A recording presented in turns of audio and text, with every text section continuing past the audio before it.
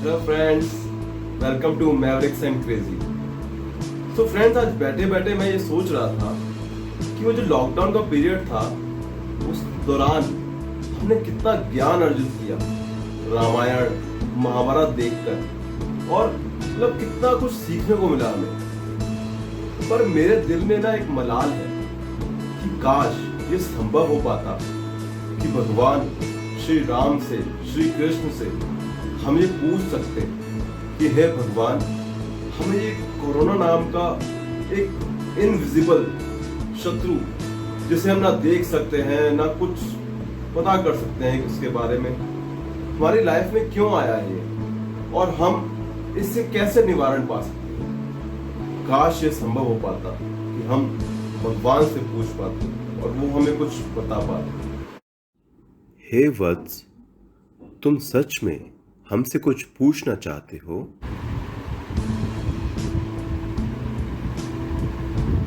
कौन बोल रहा है ये? तुम्हें कोई दिखाई क्यों नहीं देता? कौन बोल रहा है? जय श्री राम, जय जय श्री राम, जय श्री राम। हे वत्स, अपने अंतर्चक्षु खोलो, तभी हम तुम्हें दिखाई देंगे। स्वयं श्री राम। प्रभु, मेरा जीवन तो सफल हो गया। बोलो, क्या पूछना चाहते हो? प्रभु, आपका पूरा जीवन हमारे लिए एक आदर्श है। इस मुश्किल की घड़ी में आपका हमारे लिए क्या संदेश है, और हमें क्या करना चाहिए इस मुश्किल की घड़ी में?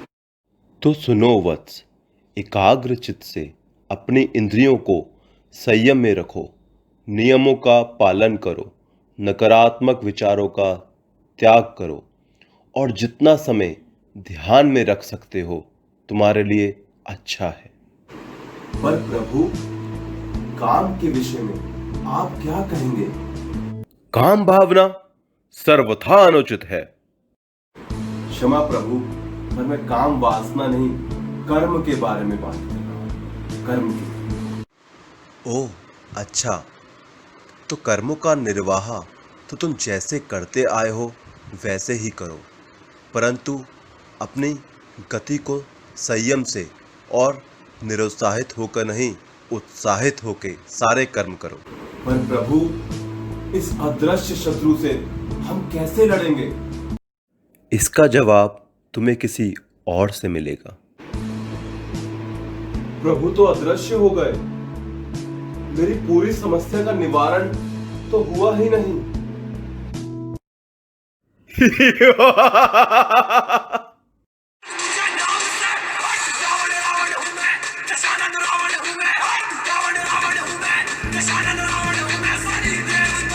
अरे, ये तो रावण जी की आवाज लगती है।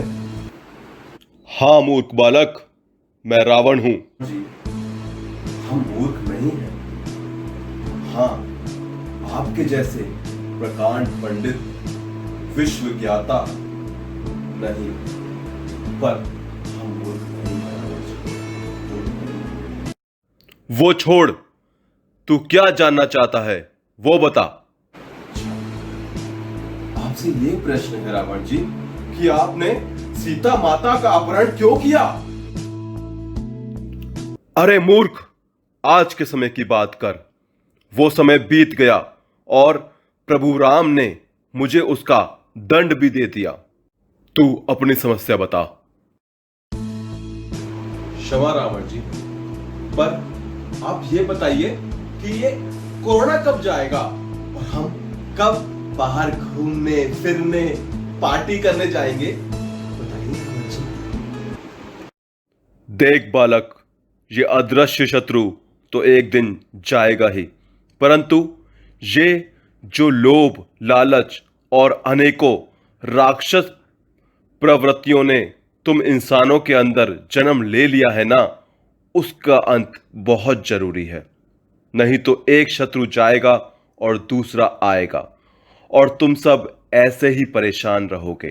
तो इसलिए समय है अपनी बुराइयों को मिटाने का और एक नया मार्ग चुनने का, जिससे सिर्फ विकास हो और चौओर खुशहाली।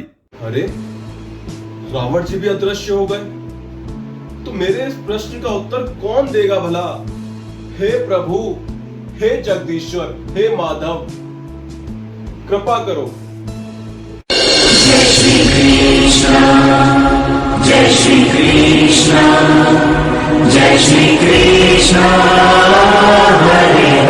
वत्स, क्या पूछना चाहते हो?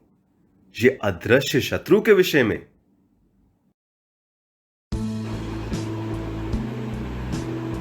स्वयं पर ब्रह्म श्री कृष्ण जी। हे प्रभु मेरे आराध्य, अब आप ही मेरी समस्या का निवारण कर सकते हो। हे वत्स, ये शत्रु जिसे तुम कोरोना कहते हो और इतने भयभीत हो, इससे तुम्हें तुम ही बचा सकते हो, और इसके जाने के बारे में तुम कदापि ना सोचो, क्योंकि ये बहुत जल्द ही समाप्त हो जाएगा। पर ज़्यादा खुश मत हो, क्योंकि अभी तो और भी बहुत सारे अदृश्य शत्रु तुम्हारा इंतजार कर रहे हैं, जिनके सामने ये कोरोना कुछ भी नहीं है। हे प्रभु, आप तो हमें डरा रहे हो इस धरती की जिसकी आपने स्वयं संरचना की है। इसका नाश हो जाएगा प्रभु, इसका नाश हो जाएगा। कृपया। नाश हो जाएगा? तुम लोगों ने कोई कसर छोड़ी ही कहां है? चारों तरफ अपने लालच, अंधी भूख के चक्कर में प्रकृति का नाश कर दिया है। मुझे लगता था कि मेरी सबसे सुंदर रचना मानव है, पर अब मुझे इस बात पे संदेह होता है। क्षमा प्रभु, पर ये माया भी तो आपने बनाई है, और मनुष्य इस माया के चक्कर में आकर अगर अपना विवेक खो बैठा है, तो भला इसमें उसका क्या दोष है प्रभु? माया? अब इस बात का भी दोष तुम मुझे दोगे? क्षमा प्रभु, क्षमा। नहीं प्रभु, आपका दोष नहीं, सिर्फ प्रश्न है मेरा ये आपसे। तो सुनो, माया का निर्माण सिर्फ तुम लोगों में नए विचारों के लिए था, जिससे तुम लोगों के जीवन में उदासीनता ना रहे और तुम अपने जीवन को सुखमय बना सको। पर तुम उस पर अपना प्रभुत्व जताने में लग गए और ये भूल गए कि ये सब कुछ मेरा है। मैं अगर इसकी संरचना कर सकता हूं तो विनाश भी। क्षमा प्रभु, क्षमा। हाँ, क्षमादान सबसे बड़ा दान। अभी तक ये धरती चल ही इस क्षमादान पर रही है। कुछ लोग हैं जिन्होंने अपने कर्मों से मुझे इस धरती को मिटाने से रोका हुआ है। उन लोगों की वजह से ये धरती अभी तक गतिशील है। और हां, अब तुम लोगों को यह निश्चित करना है कि तुम क्या चाहते हो, विनाश या विकास।